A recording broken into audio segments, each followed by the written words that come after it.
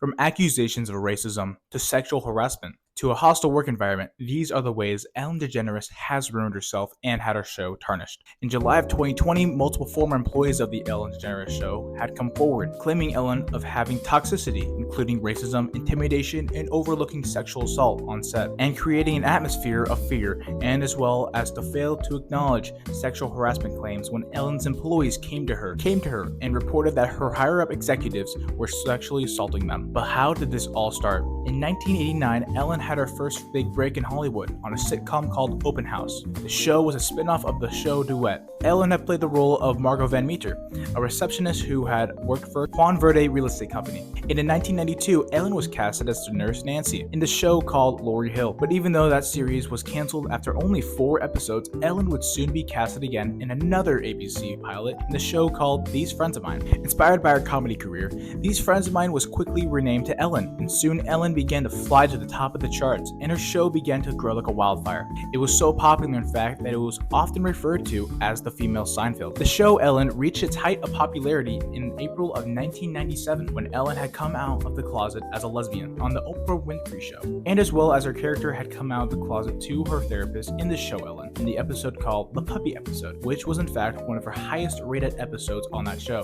The series had returned to their 5th and final season due to the fact that her ratings had plummeted to the ground. Ellen then returned to television in 2001 with her new CBS sitcom, which was canceled after only 13 episodes. And in 2007, a former writer of Ellen came out saying that Ellen had treated the writer like doo-doo, with her quoting Ellen saying, "Why do you keep writing these unfunny jokes?" which was the beginning of all of her allegations. After Ellen finished all of her sitcoms, Ellen would rise back up to the top, re-establishing herself as a successful talk show host. And in September of 2003, Ellen had officially launched her most famous show, The Ellen DeGeneres Show, inspiring many other famous celebrity talk shows. Her show had consistently risen to the top in the Nielsen rating and was widely praised. The show was nominated for 12 Daytime Emmy Awards in its first season of airing, and winning 4, including the highly praised Best Talk Show.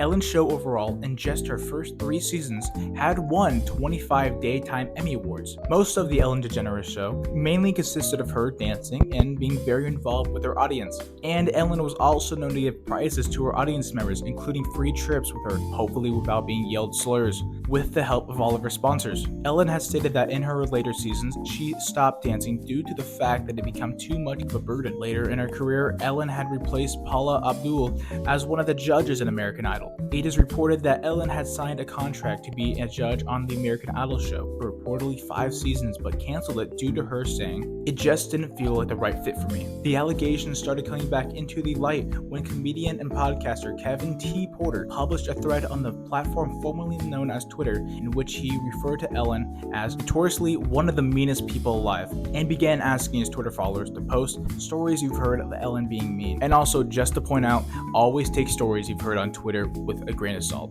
if they do not have any proof. Kevin had also pledged that he would begin to donate $2 to the Los Angeles Food Bank with every post, which has to be just the funniest charity event in the world. This Twitter thread soon became viral, with several posts with people who have allegedly interacted directly with Ellen or had friends or family who had. The posts ranged from accusing Ellen of being ill-mannered towards her waitress complaining about her chipped fingernails to having an autistic janitor fired for directly talking to Ellen. Obviously not light subjects. Then the reports came out. In July of 2020, 10 of Ellen's former employees had accused Ellen DeGeneres of intimidation, racist microaggressions, and abuse to her employees of color, and also going as far to fire employees just for taking medical and or bereavement leave. The employees also reported that she would turn a blind eye towards the higher-ups of her show, sexually assaulting cast members and also other employees. She even began to allegedly start to replace her own crew with non-union workers in the beginning of COVID-19. These allegations, which were anonymously made to BuzzFeed News, had followed the earlier reports of Ellen with a former employee's accusation that Ellen had fired him just for setting up a GoFundMe page to cover his medical costs that were not being covered by his in-workplace health insurance. And on May 12, 2021, a miracle happened.